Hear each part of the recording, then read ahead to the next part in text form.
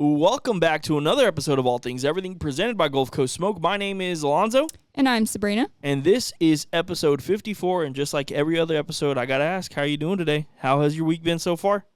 It's been good. It's been a busy week.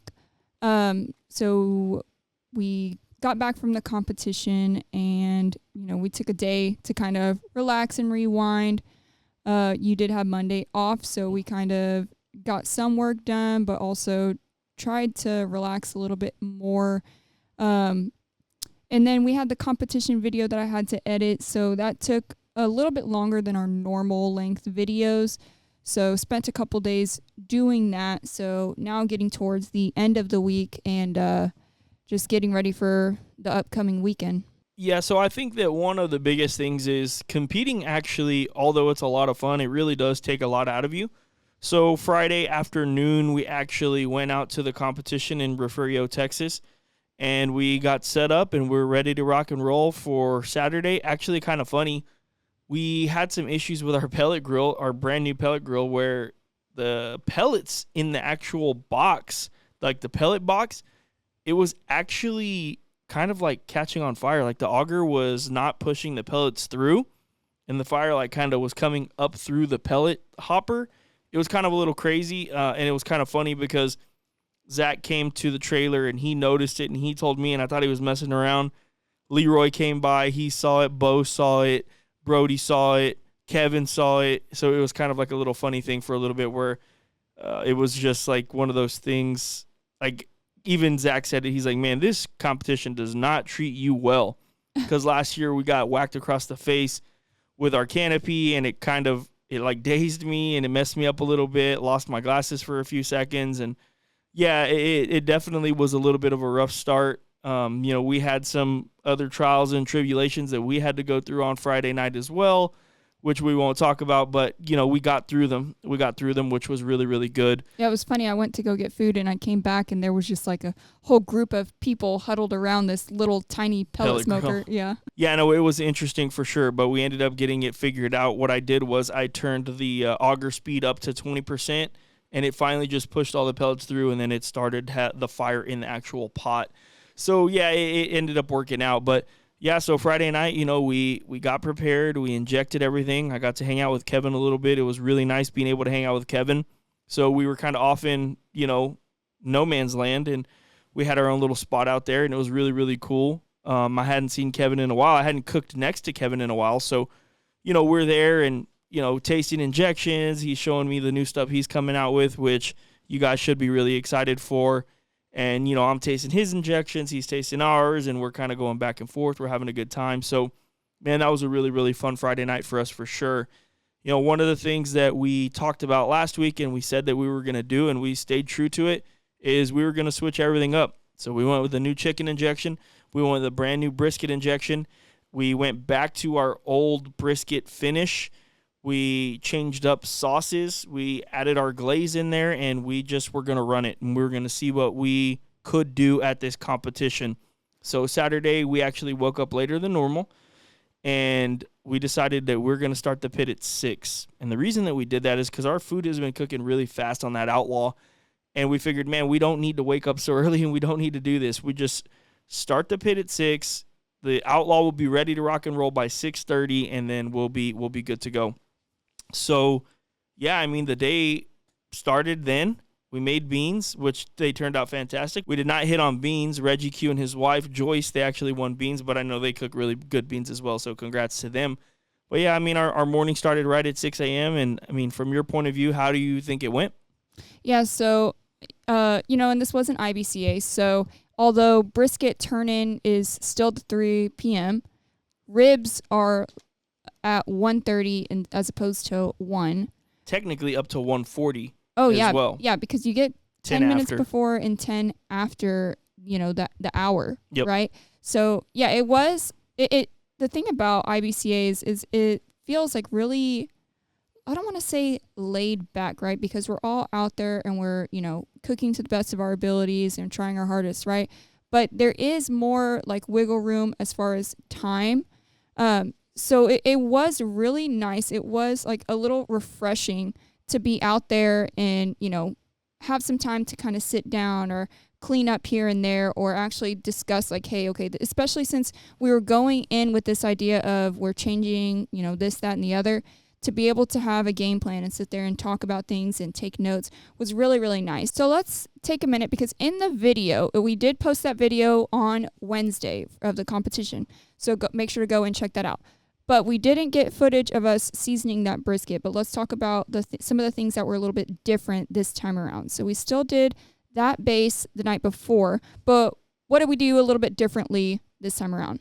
So we didn't just do that base the night before. We seasoned the brisket completely the night before. So we started with that base, and then we went over with the light layer of Southern Belle. We went over top of that with Trifecta, and then we went over top of that with TX. So that's Killer Hog's TX rub. And one of the things that we told you guys last episode is that we'll be using our products and Killer Hog's products exclusively. We won't be using anything else seasonings-wise at all in our videos. So that's what we wanted to do. And we wanted to implement the TX into our brisket. It's a salt, pepper, garlic rub. It is coarse, so I figured instead of 16 mesh black pepper, let's go over top of the brisket with this. And I think it realistically did exactly what I would normally get out of a black pepper rub, so I don't feel like we lost anything. If anything, we gained a little bit of flavor, and I really love the look that you get from that TX rub. So we seasoned the night before with everything, which is different than we typically do. And the reason we didn't get that on camera is because you can ask Sabrina, I just decided to do it on a whim, right? We had already seasoned with that base. We basically had the brisket ready to put up. And I was like, you know what? I'm just going to season everything right now. So we fully seasoned it. And then so it was a lot quicker and easier for us to wake up in the morning, start the pit, throw the brisket on. That's it. Right? We already had it in a brisket caddy, and then we also used the wire mesh as well. And I've actually got a lot of questions about that. Why are you using the mesh wire and then a brisket caddy as well? And for us, it's honestly just to get it easier in and out of that thing. Sometimes it gets really hard, especially if your brisket expands a little bit. It'll stick to the side of that caddy. I don't want it to do that if I can help it. So that was the biggest thing for sure. That's the biggest reason for sure is what I mean. And then, just throwing the brisket on, like I said, around 6:15, and it wasn't really anything different besides that. I mean, we did spritz the brisket consistently with water and Worcestershire sauce, which is another thing that we wanted to change. We didn't want to be putting oil on top of our brisket anymore. Not that there's anything wrong with it, but we just wanted to switch it up. And the biggest things that I got from the way that we cooked it this time is I did really like the color a lot better on top of the brisket. Now, we had our own struggles with brisket this competition. The one thing that I'm proud of, and we'll talk about it a little bit more in a bit, is just how we adjusted. There was actually a moment, and you guys don't hear it in the video, but there was a moment when we were having some pretty big issues with the brisket in the end, and we both kind of took a step back, and you can hear me say it in the video, it's okay, like, how are we going to fix this? So I think being able to make those adjustments and figuring it out right there in the end, it allowed us to get a really, really nice brisket walk, which we'll talk about in a little bit. But, I mean, that was the way that we did our brisket. It wasn't astronomically different, but I will say that our injection was, pretty different. And it was, again, these are all decisions that we kind of were just making. Hey, why don't we try this? Why don't we do this? Let's see if we can't implement this here. We tasted the injection, and we knew it was delicious. When we tasted it, after we mixed it up, we're like, that is a good brisket injection. So, it's just one of those things where a lot of this competition, we shot from the hip, but we did take notes, and we had a reason behind everything that we did. And, it may or may not have worked out. We'll talk about that in a bit. Right. And so when it came to ribs, similarly, instead of using that 60 mesh black pepper, we're using that TX rub. And sure. The thing I love that you mentioned is you are a light seasoner. So yes. When you think about the fact that, like, for brisket and even for the ribs, you're layering on that base, which is pretty salt heavy. Mm-hmm. You're layering that bell, which is very salt heavy as well. Trifecta is very even on the salt, but then you have TX rub that also has that coarse salt in it, right? So, if you're not paying attention to the way you're layering these seasonings, it could be too salty. We never have that problem because, you are a very light seasoner. So one of the tips you had was definitely season from up high so that seasoning can go across very evenly. Mm-hmm. And we don't typically have any issues with any of our proteins being too salty. So make sure you practice when it comes to layering all of these seasonings, whether you're using our products or different products, right? Pay attention to the way that you're layering them. Because, it does matter. You don't want to make anything too, salt heavy. Yeah. Yeah, and one of the biggest reasons that I like to season really lightly is because I do like, for example, that pork to come through, that pork flavor and that pork color, right? So pork has a nice color. If you just use salt and pepper on it, you'll see it. It's almost like a light tan. And I really liked it for that color to come through. Of course, I want Southern Hospitality to bring out some of that nice red color. And then, of course, the black pepper is going to pop through and all that stuff. And I love that. But I really like that light tan color as well that you get just from naturally cooking pork. So I don't want to go too heavy on the seasonings. I really don't. And I never really do. I never like to. So I think that that's exactly why we're doing it that way. And that's exactly my reasoning behind it. Now, am I a scientist and do I know all these things are proven? No, not necessarily. But I have in the past been a very, very, very heavy seasoner.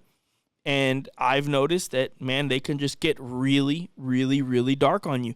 And whenever I do a light layer of seasoning, I feel like, man, you can catch them pretty quick. If they start getting dark, they don't get out of hand. If you spritz consistently, it won't get out of hand. And speaking of spritz, we used water and apple cider vinegar on our ribs. It was very, very simple. Everything we tried to do was very simple this past weekend. Now, our injections were still powerful. Our injections still had a lot of flavor in it. But, man, I think that the techniques that we used were just, we simplified them to the absolute max.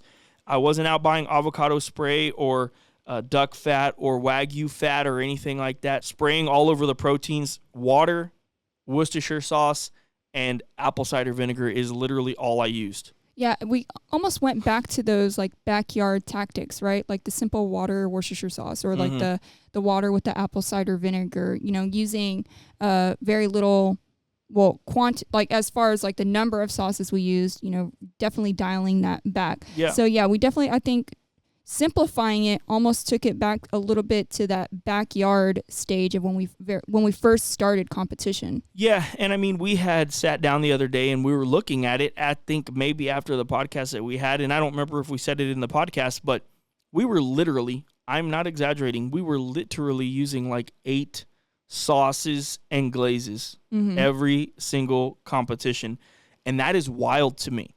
Yeah. I'm not saying it doesn't taste good, because it does. It tastes really dang good. But, man, it felt really good to only take Killer Hogs vinegar sauce and Killer Hogs the barbecue sauce and go out there and have really good results. Because the way that I'm looking at it is like this. Okay, Killer Hogs vinegar sauce and Killer Hogs the barbecue sauce have completely different flavors. Right. I can add a little bit more of this one or this one in order to make one more dominant if I need to. And then also Sabrina and I are working on a glaze. We talked about that last week, and we added that in there for some extra flavor, and we feel like it just really, really worked.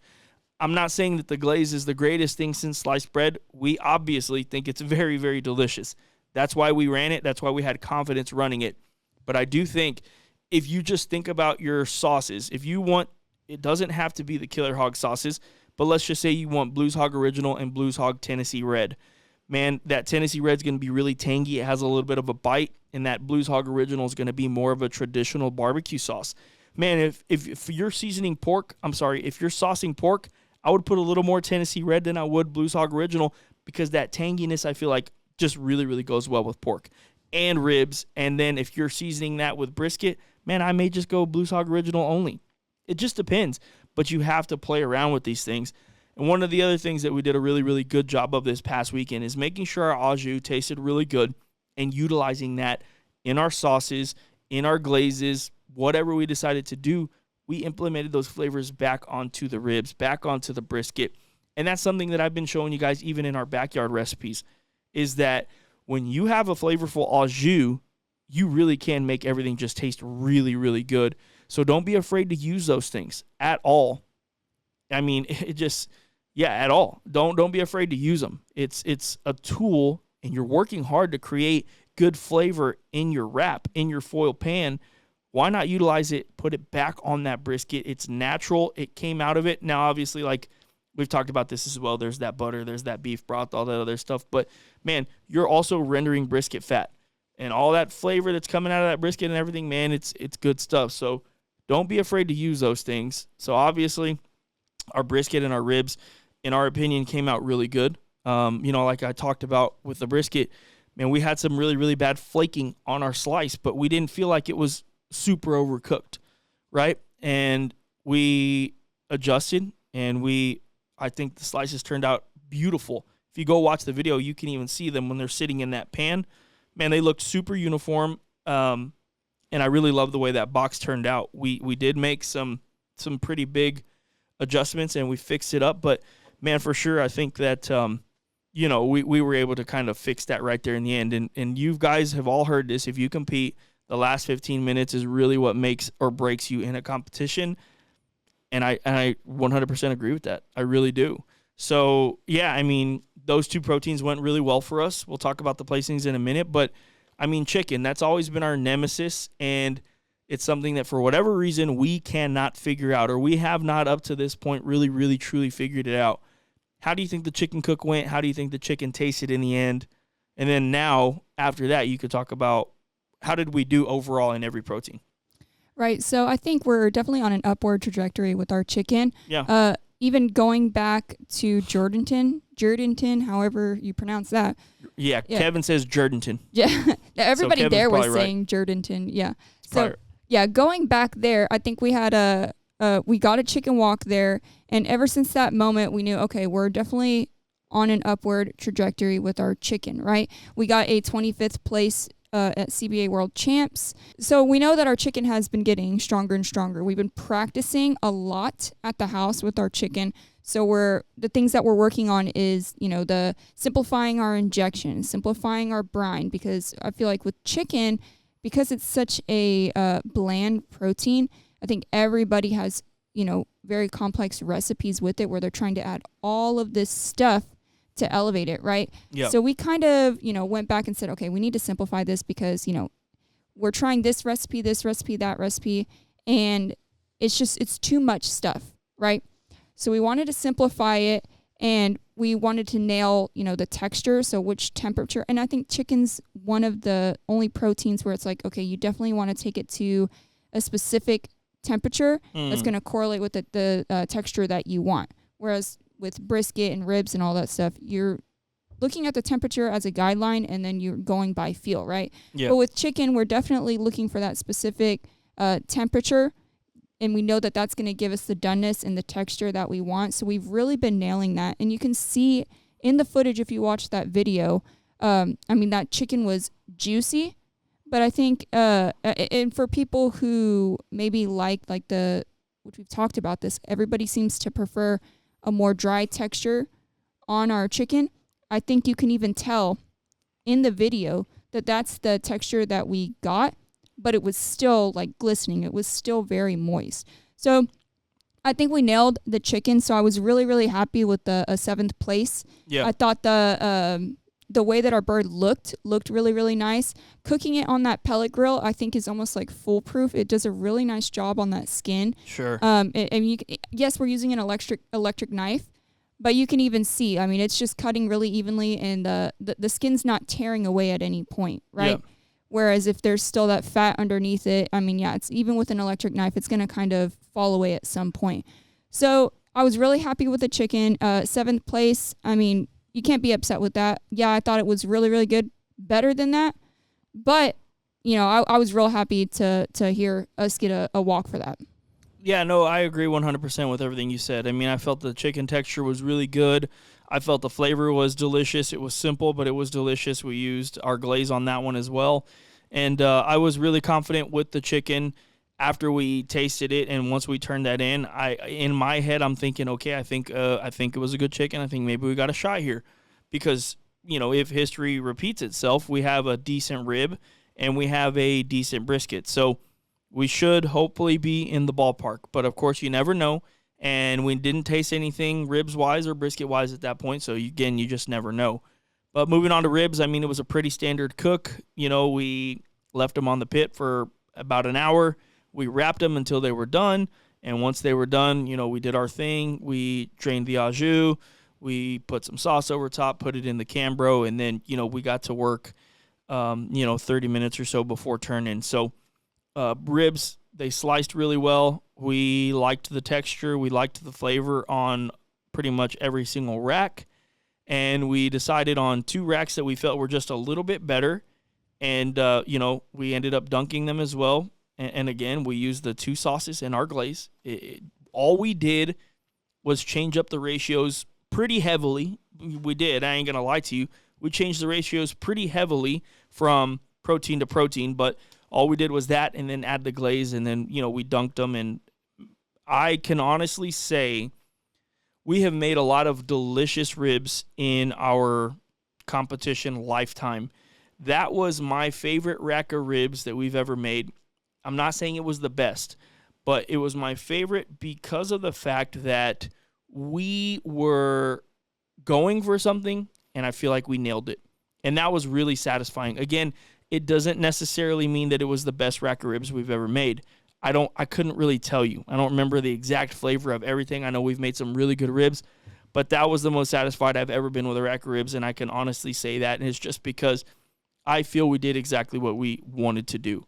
So, all said and done, we go to awards, and we end up with a 3rd place rib, which I'm very, very happy with for sure. So yeah, the thing I really loved was that it wasn't far off from the ribs that we were making, right? So instead of using, like you said, like 8 different sauces and glazes, we used 2 sauces in our own glaze, and it wasn't like, miles different, like, oh, this is a completely different flavor than what we used to have, right? It was still very similar, and without having to do all that extra stuff. Right. So I was really, really happy with the simplified process, but we still got like the same consistent rib that we usually have. Yeah, sauce was delicious. Injection, obviously, Elsie's Boss Hog, that's tried and true for us. We love it, and it just brought really, really good flavor to that rib.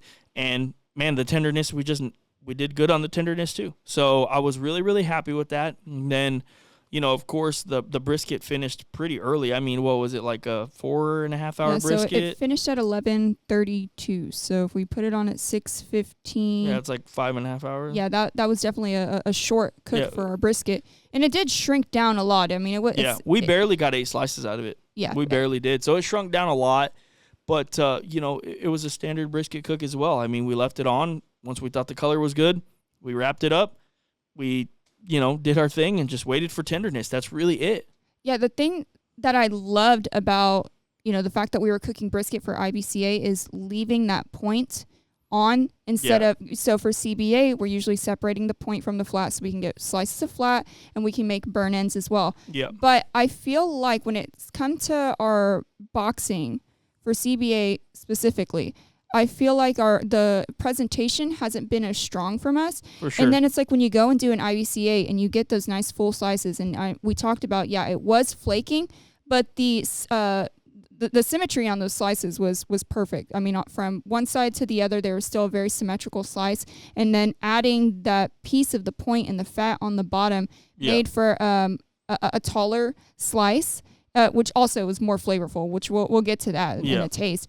But as far as presentation, I was so happy with the way that it looked. Yes. Even though it had some of that flaking, we knew that we were going to run into that. But we still looked at that slice and said, hey, that's a really, really good looking slice. And then I think another thing with our finishing process that we had been trying for CBA is when you put that au jus on, just you slice it, put the au jus on, and then you put it in the box. It's so quick to absorb that. So then when you go to take a picture, or you look it on camera, it doesn't look as glossy and finished. And we don't want to coat it with a bunch of sauce, right? Yeah. So we kind of went back to our old method of leaving it in that au jus and letting it kind of soak and, keep sopping it on. And it made for a much prettier presentation in the end. Yeah. No, I agree for sure. I think that we had decided, hey, let's go back to the old process, see what it can do. We did make some adjustments to the flavor there as well. And it just really, in my opinion, it really took the brisket to another level. Looks-wise, in general, it looked great, like you said. And there was a moment, I'm sure you remember the moment, when I had, I think we literally had 1 or 2 slices left from the 8 slices. It shrunk a lot on us. And I grabbed one of those slices with a piece of the fat, and I dunked it in our au jus, and I hit it with our finishing powder, and I ate it. And as soon as I bit it, in my head, I was like, this brisket is going to bang. I knew it. I just knew it. It was delicious. It had great flavor. And so I grabbed a piece, and I did the same exact thing, and I gave it to you. And you were like, yes, that brisket's good. That brisket is really good. So we were extremely happy with the brisket. But, again, you just never know, right? You never know how things are going to go. So, we turned it in. The box looked beautiful. You guys could see the box in the video if you go back and watch it. Or if you go to our Facebook page, there's pictures of it as well. And we ended up hitting a second-place brisket. So if you can think about it right now, we got a 7th-place chicken, a 3rd-place rib, and a 2nd-place brisket. So if you guys haven't figured it out by now, or if you haven't already watched the video, we actually did end up winning the contest, which felt really, really good because it was a back-to-back, right? So we won it last year, and we came back, and we were able to win it again this year, which I think it was probably one of the more satisfying wins that we've had because of the fact that it is a back-to-back. And, I feel really proud of the fact that not only we won, Leroy got reserve grand champion, Leroy Barrera, Dig In Barbecue, and 3rd place was Zach, Meat Locker Misfits. So it was Team GCS 1, 2, 3, and I feel extremely blessed. Donnie walked out with a 3rd-place chicken. Brandon Perryman was there. He did very well as well. And, man, it was really, really nice to be able to have multiple members of the family there, and we all did well. And, I'm obviously grateful that we won, but I've told you guys before, this is not necessarily just about winning barbecue contests. We're hopefully going to give you guys really good content, and hopefully you guys enjoyed that video and learned something from it from us. And that's our biggest goal, right? I mean, we're happy we won for sure, but, we're really hoping that we could teach more and more people about backyard and competition barbecue so we could continue growing this sport. But, yeah, I mean, overall, a really, really good and solid cook. We debuted the new glaze. The new glaze did very well. So I'm very happy for sure. It was a small comp, 21 teams? Something like that. But it was a stacked field. It was a very stacked field. Right. And so I love going back and watching, that competition from last year and seeing how everybody placed, and then, moving on to this year and seeing how a lot of those teams have grown and like the difference in their placings is really, really cool. I love seeing the journey, not just for us, but for all the other cooks out there as well. Yeah, no, for sure. I think there was, a lot of great cooks there. I mean, Ira was there, Gerald was there, Zach was there, Leroy was there, Aaron Cruz was there, Kevin Hernandez, My Pits Are Burning, was there, and again, he did very well as well, so shout out to him. And it was just a good contest. It was a really good contest. I felt like it was a hornet's nest. Reggie Q was there. Yeah. I feel like out of the 20 whatever teams there was, literally 95% of them could have won. For sure. And that makes it hard because there's less tables, so your food is 100% going up against a good cook's food. Yeah. So you really have to beat them out, and we've said it before, you got to get lucky, right? So we got lucky that the judges just like our barbecue in Refugio. And, like I said, we're really happy about the fact that we're able to win that. So hopefully you guys go back and watch that video if you haven't already. And if you did, hopefully you enjoyed it. If there's anything else that you guys want to see from us competition-wise or you want to learn, man, let us know. We'll try our best to put it out there for you guys on video. And, we've talked about it. We really want to do a class this year, so we're trying to figure all that out, and we're trying to get details going. But, a really good contest, and we're happy with the results, obviously. And so enough about the contest. I did want to bring something up really quickly, though. It's just the fact that we've been having a really hard time keeping Trifecta and some of our stuff in stock. And, I first and foremost, I do want to apologize for it being like this. Man, it's trust me when I say that nobody feels worse about this than Sabrina and I. It's been a struggle. I've had a lot of people calling me asking, hey, when's Trifecta going to be back in stock? I've had meat markets and stores that need some product. And, as much as Sabrina and I try and prepare for this stuff, it's really hard sometimes. So I do apologize, but, man, I promise you we are continuously working on trying to make sure that this doesn't happen. It is a good problem to have to some extent. but it also is a problem for us. And I just wanted to quickly cover that and, just let you guys know that Sabrina and I are trying to work on this and trying to make sure that this doesn't happen again. So right now we're just waiting. We're just waiting for more Trifecta to get in stock, and then hopefully we don't have this happen again. I can't promise anything, but it's trust me when I say that. I don't want to say like, oh, it weighs on me, right? Like it ruins my day. Well, it kind of does. I mean, it's hard because like I don't necessarily lose sleep over it, but at the same time, as a business owner, as a small business owner that's trying to grow, it is really, really hard to deal with sometimes, knowing that we don't have these products when you guys are looking for them. And man, we've got so much going on all the time. Yeah, I forget little things here and there, and we're trying to still work on merch for our family members. And man, it's just like it's Sabrina and I, and it's just been hard, guys. So it's not anything that Sabrina and I can't handle, but I did want to just throw it out there that we are trying to make sure that we get everything caught up and in stock, and we won't give up, and we're gonna keep rocking and rolling. So yeah, I just wanted to throw that out there real quick. Yeah, I guess the silver lining is that we're really happy that we have a product that means so much to all of y'all. Not that, I mean, maybe means so much isn't the right word, right? But a product that you guys love so much that we're constantly getting emails about, hey, do you have this in stock? Do you know who has it in stock, right? And so we do our best to try and direct you guys to our retailers who do have it in stock. But the cool thing about situations like this, though, is it does get us into like problem solving mode, and we do have some things coming up that I think are hopefully gonna help. That are hopefully really gonna help. We're gonna keep tight lip on that though, because I'm excited about it and I want it to be a surprise. But and I'm bad at that, so I need to just shut up. But yeah, no, like Sabrina said, we're working on something right now that we hope fixes this trifecta problem at least a little bit. So just hold your horses and hang in there with us. I promise you guys, we are trying everything in order to make this thing continue to grow and go, because we do need it to continue to do both for sure. Mm-hmm. All right, so next, this upcoming weekend, or actually it's in 2 days if you're listening to this on Friday? Yeah, yep. Yes. I was like, wait, no, not in 2 days, but yes, you're right, because we're recording this early, obviously. Right. So in 2 days, we got a big game day coming up. Yeah. So let's talk about game day foods. It's similar to like New Year's to me, right? Like finger foods. Or that's the way we are. That's the way we are. Yeah, I was just talking to your mom the other day, and she was like, man, I got to figure out what we're going to make. And in my head, I'm like, yeah, you gotta have like some dips, the veggie trays, the like queso, wings, not necessarily pizza. I do feel like barbecue is definitely more of the game day food.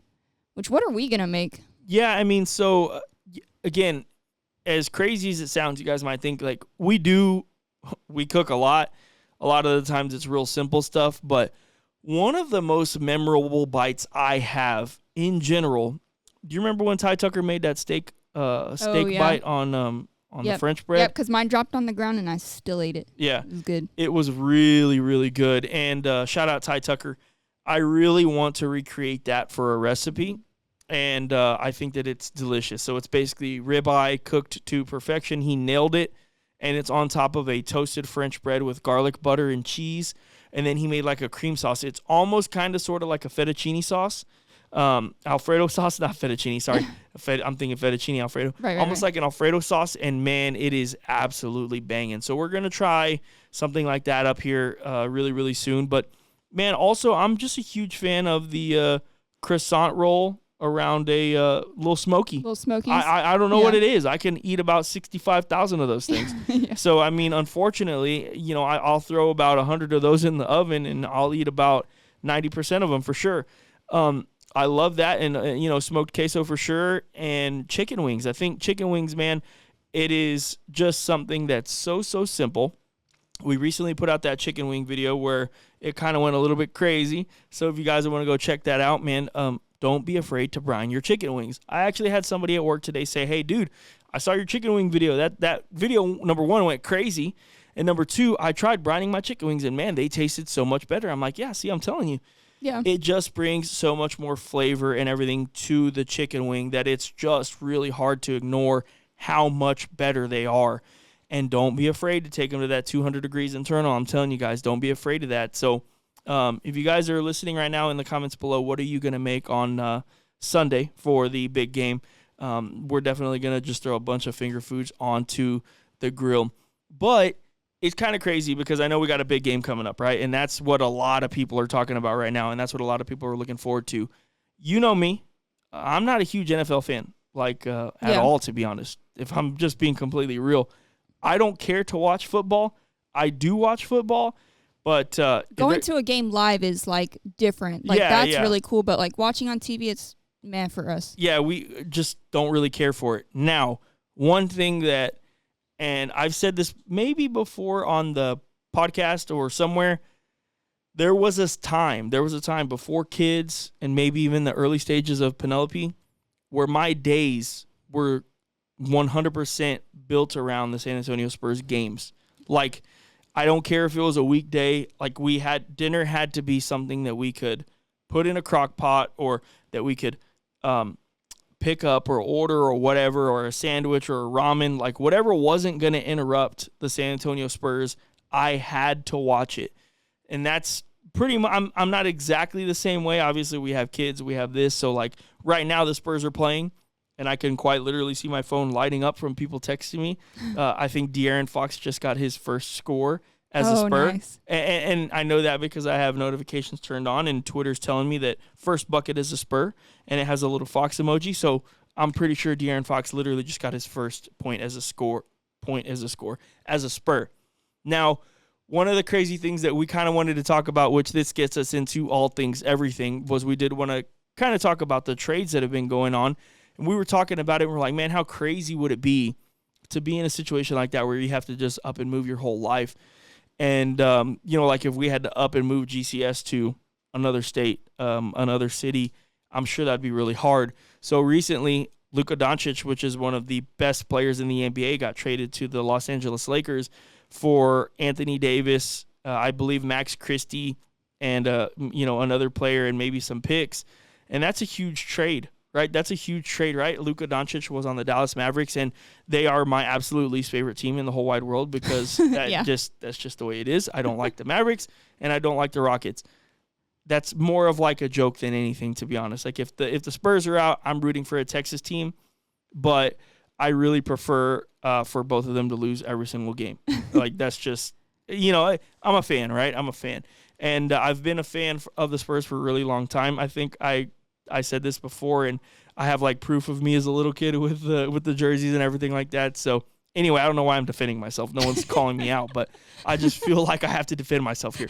But anyway, like Luka Doncic is now on the Los Angeles Lakers, and excuse me if you guys don't want to hear us talk about this, but we just kind of felt like, man, we're all things everything. We've never really talked about anything else, and we wanted to just kind of put it out there that happened. Well, yeah, so we were at breakfast, and you were telling me about this, and it's been a while since I've watched basketball because, as you said, it was something where we were constantly watching. Like if the game was on, we're all watching it. We had season tickets at some point. Yeah, and so it had just kind of been a while since I really sat and watched basketball.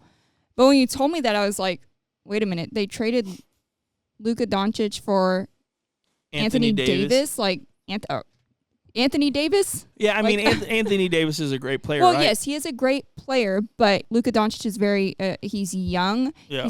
He's a star player. He's one of those players that I think franchises would build their team around. You know what I mean? Yeah, no, for sure. So, I mean, one of the things that I'll say is I still watch a lot of basketball. So, Anthony Davis actually statistically is still playing really, really, really, really good scoring-wise, but also defensively, he's a really good player right now. So, I don't think they got a horrible player by any means, but I think what they got was somebody who's kind of declining. And I don't mean in skill, I mean in age, right? So the NBA, like LeBron James is 40 or 41 or whatever he is, right? I mean, that's realistically very young. Yeah, but in NBA years, that's getting up there, right? So Anthony Davis is a lot closer to that age than Luka Doncic, who's 25 and is a superstar. So it was wild for us to kind of hear that, somebody who's dedicated their life and really put, the city of Dallas in a great spot just gets traded away like that. It is crazy to even think about. I know a lot of the Dallas Mavericks fans and even I had read some stuff that Mark Cuban had no idea what was going on, and it's just all really, really crazy. Now, one of the other things that did happen was the San Antonio Spurs got De'Aaron Fox, and they got him for Trey Jones, Zach Collins, and a 2025 pick. So I know the details on that one because, again, I am a San Antonio Spurs fan through and through. I'm extremely excited about De'Aaron Fox joining the Spurs because, I mean, I think one of the biggest things is he's just about in his prime. He's 27 years old. Victor Wembanyama is 21 years old, and he is in another planet good. So I think that, him having a second option who's an all-star is going to be huge for him, and it's going to be huge for the team. And for them to only have to get rid of Trey Jones and Zach Collins, who, they're not my favorite players anyway. They're obviously a million times better than me, but I'm excited to see what's going to happen with the NBA. If you guys have a favorite NBA team, drop it in the comments down below and let us know. If it's the Mavericks, it's okay. I don't hate you. But, the other thing that happened today was the Bucks got Kyle Kuzma from the Wizards. And, I'm not sure how big of an impact that's going to make. But, it's an interesting time right now. And this is one of the things that I love about the NBA. So Zach LaVine went to the Sacramento Kings in a part of this trade. And, for the reason I wanted to bring it up and talk about it today was because Sabrina knows, like, free agency day, I'll even tell her, like, hey, I'm not doing anything. Don't ask me for anything. Order pizza. Order pizza. I don't even want to eat. I don't want anything. Like, I close the door. I'm on my computer, and I got 3 screens up, and I have, like, everything, and I'm refreshing. I'm trying to see who the Spurs are getting, who everyone's getting, what team's getting really good, what team's getting bad. I'm just really, really, really into the whole basketball thing. I think it's an amazing sport, and I love I just love the action and everything that comes from it. They're so athletic and they're incredible players. So, I mean, but one of the things that we did want to talk about very briefly, because I understand this is way, way, way off topic and off brand for us to per se. But I mean, like, Luka Doncic, the rumor was that he recently bought a $15 million home, literally within the past 2 weeks in Dallas. And now you have to get up and you move to LA. Now, obviously, these guys are superstars and they have a lot of money. But I mean, how do you think that people like that? I mean, they're human beings too. It's got to affect them big time. Well, I mean, here's the thing too: is I think if you buy like a $200,000 house, I feel like that's a lot easier to sell than $1 million home. You know what I mean? Like it's which could be different in Dallas or in major cities, right? But I feel like that's a huge thing to have to sell. Yeah. Because it's a smaller There's margin only so of many people that can afford that, right? Right. There's a smaller margin of people who can even afford to live that lifestyle. So I feel like, dude, that's a big risk. I feel trying to buy a house as an NBA player if and there's a chance you could get traded. Yeah. And here's the thing too, like with De'Aaron Fox, I think it's really cool that he actually wanted to come to San Antonio. Yeah, he wanted wanted to be a Spur. I feel like that's the biggest problem that San Antonio has is even though we love it and Texans love it, I feel like as far as like so the Spurs are considered a small market team. Right. They're not Los Angeles or New York or Boston or whoever. Like no NBA player with $50 million a year wants to go to San Antonio, Texas is the thing that everybody says, right? But I mean, like De'Aaron Fox went and he had his interview yesterday and today, and he literally was saying, like, I wanted to come here. I was texting Stephon Castle telling him, hey, I don't want you to get traded. I want to play with you. And right now Stephon Castle is in the number 1 spot for Rookie of the Year, which would be crazy because Wemby was Rookie of the Year last year. If Stephon Castle can keep going and get Rookie of the Year, that's 2 superstar players maybe potentially coming up through San Antonio with De'Aaron Fox. Man, who knows? The sky's the limit. I mean, I'm ready to see the 6th championship. I've seen all 5. And, I've seen the 2013 heartbreak where I snapped my glasses and my headset and everything. And Sabrina was there that day literally telling me, like, what's wrong with you? And I'm like, you just don't understand. You don't understand. But nobody gets me. Nobody gets me. Nobody understands me. It's normal for me to snap my eyeglasses that I need to see and a headset that cost me $300 because I'm mad. But no, that was absolutely horrible behavior, and I am since then not like that at all. But I there was a time when I definitely cared way too much about the Spurs, and I still do, but it doesn't ruin my day the way it used to. Like, it literally, dude, it was insufferable. It would ruin my day, and unfortunately, I let it pass on to like everybody else in my life. Even my mom and dad, like, they would poke fun at me because they knew it was going to get me mad because they know how much I care about the Spurs. Like the other day she called and you happened to be in the background like talking to your friends and you were yelling, right? Yeah. And she was like, "Is he watching the Spurs right now?" Yeah. And it's, now it's more than anything a joke. Right. I don't really get that mad anymore. So that's cool. But man, that's enough about the San Antonio Spurs and the basketball thing. But we did want to kind of bring up something a little bit different, add a little bit of a different flair to this today. And one of the things that I actually I saw the other day, and I was reading the other day, was last year when we went to Refugio. Remember, I don't know if this was on podcast or anything, but I had that moment at awards where I was kind of praying and talking to God and telling him, man, this is just please give me signs, right? Give me signs that this is what I'm supposed to do. I'm on the right path in my life. And, in that moment, I realized, man, you're praying for a win. You can't do that. You can't pray to win a barbecue contest. So in that sense, I took the prayer back in a way, and I said, you know what? Don't necessarily give me a sign, but I trust in your timing. I trust in your timing. I trust in your timing. Now, the one thing that I don't know why it's on my heart to say right now is I understand that, bringing up God and religion and stuff like that is kind of sort of a no-no to a lot of people, right? Like, you shouldn't mix those things. Like they always say, don't mix religion and politics in your business. And I'm not here to tell anybody what their faith should be. I will say this. I am not the best Christian in the world, but if anybody ever wants to talk about it, I'm more than happy to talk to you about it and have an intellectual conversation about it or whatever you want to do. But man, just recently, I wanted to bring this up today because you guys know I always got to be on some BS about motivation and doing the right thing and all that stuff. But, like I mentioned earlier, on Friday, Sabrina and I had some trials and tribulations, and we had to overcome those. We were actually in the vehicle, and we were driving, and we were talking about this, and we said it's okay. Whatever we go through, it's okay as long as we consistently get reminders that this is what we're supposed to do in our life.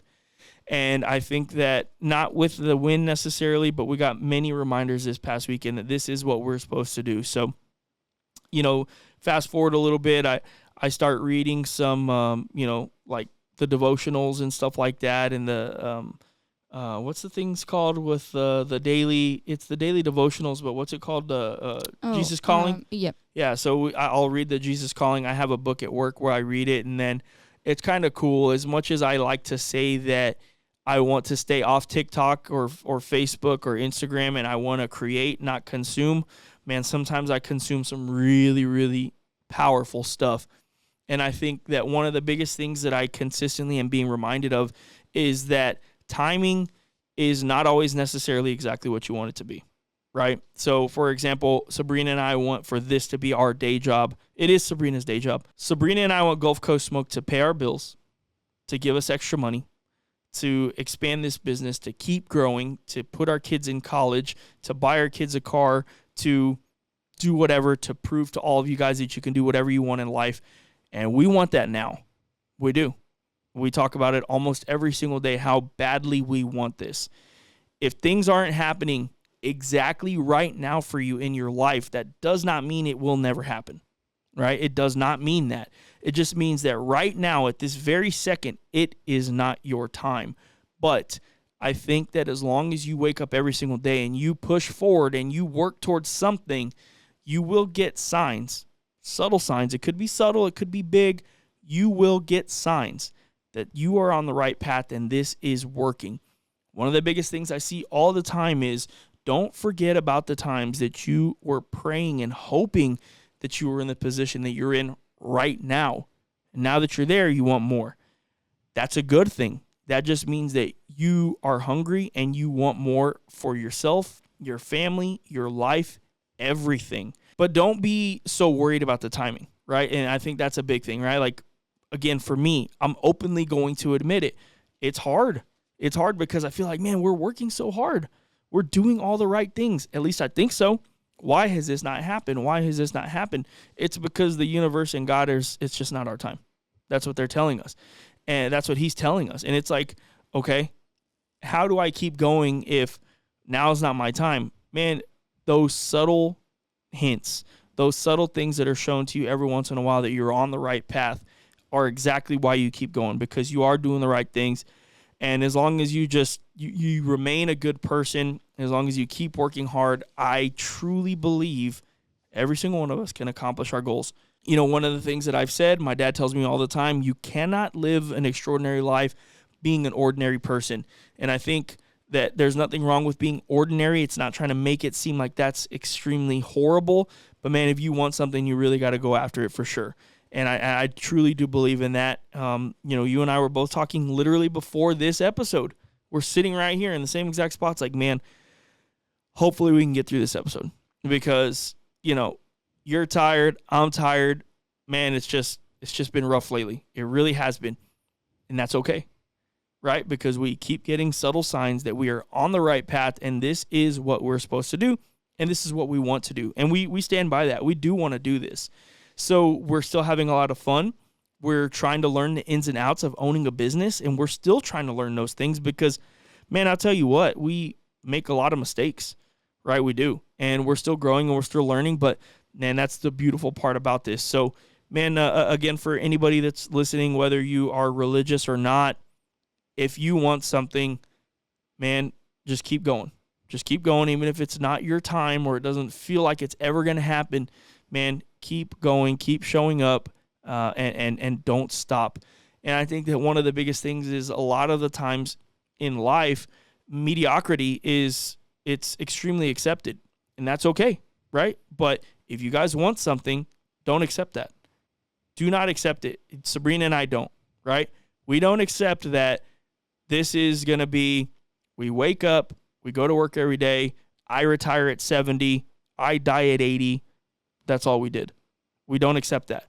And we're not here to defy odds, but we definitely want something out of this life just a little bit differently than maybe others want.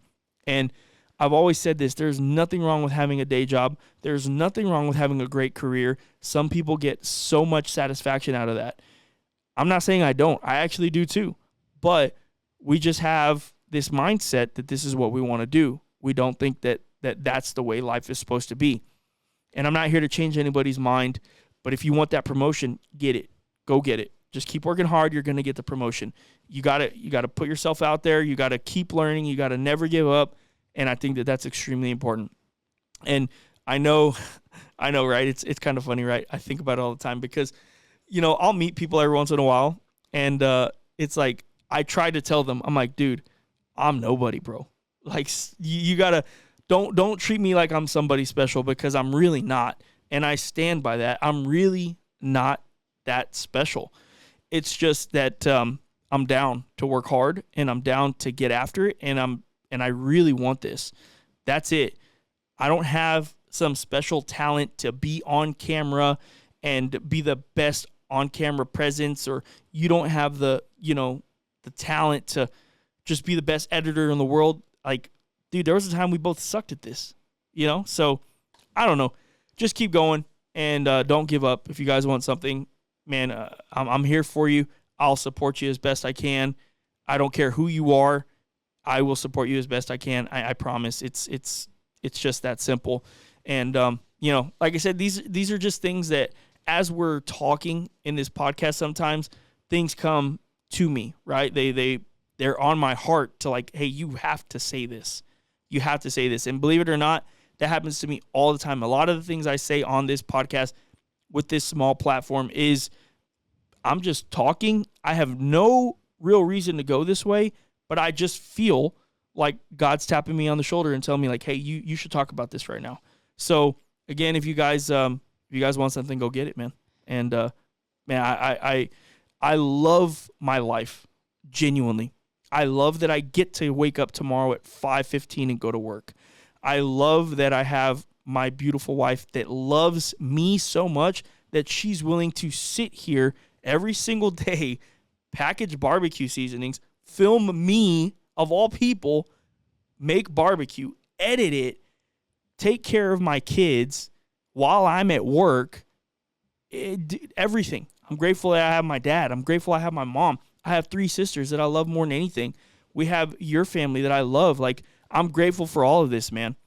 And, again, sometimes things are just tugging on my shirt, tapping me on the shoulder. I really feel like I just needed to tell you guys this today. If you guys want something, please don't ever give up. Don't worry about the timing. If it's not happening exactly the way you want it, I promise you, just keep going. Do not give up. A lot of the times, man, it's like that one little picture I've seen before.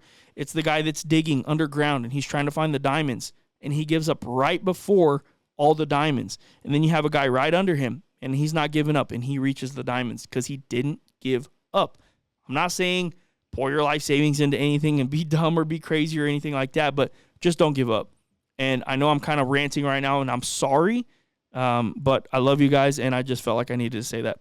And yeah, I don't know. That's just, that's my rant for the day. So, man, I hope you guys enjoy this episode. This one was a little bit different than normal. We are grateful and blessed that we went to Refugio this past weekend and we got the back-to-back grand champion. If you guys have not watched that video, please go watch it. I think that there might be some new things in there that you guys will see and that you guys may be able to learn from. Don't forget, if you're interested in classes, let me know in the comments. Is there a time frame you guys would be interested in those classes? Because that's the hardest thing. Trying to do this around barbecue competition schedules, it's really, really tough. But let me know in the comments if you guys are interested, and if so, when. That's going to be the biggest thing for us. Sabrina, did you have anything else you wanted to talk about today? No, I think that's it. Okay. All right. Well, if you guys are watching on YouTube and you haven't subscribed to the channel, go ahead and do that right now. We are getting closer and closer to 50,000 subscribers, which is a huge milestone for us. I really, really, really want to get to 100,000. I want that plaque so bad. That's my new goal, getting a plaque. And, just shout out to everybody that listens and watches. And if you're already a subscriber, man, thank you so much for sticking with us this whole time. I know it's been a journey. We've been doing this for a while now, and you guys just mean so much to us. If you're listening and you think you have a friend that may enjoy some of the barbecue and 5-10 minutes of NBA talk, and then a lot of me ranting about how you can do whatever you want, man, let them know, and maybe share it on Apple or Spotify or whatever. Or don't, doesn't really matter. I mean, but yeah, and you guys also, and I promise I'm asking for it, so I won't be mad. And let me know in the comments, do I need to stop doing the whole 45-minute motivational speeches every single podcast? I don't know why. I don't know why I do it, but I'm telling you, something's just telling me to. Anyway, I love you guys, and you're done, right? You're good? Yeah, I'm good. All right, we'll see you guys on the next episode. Peace.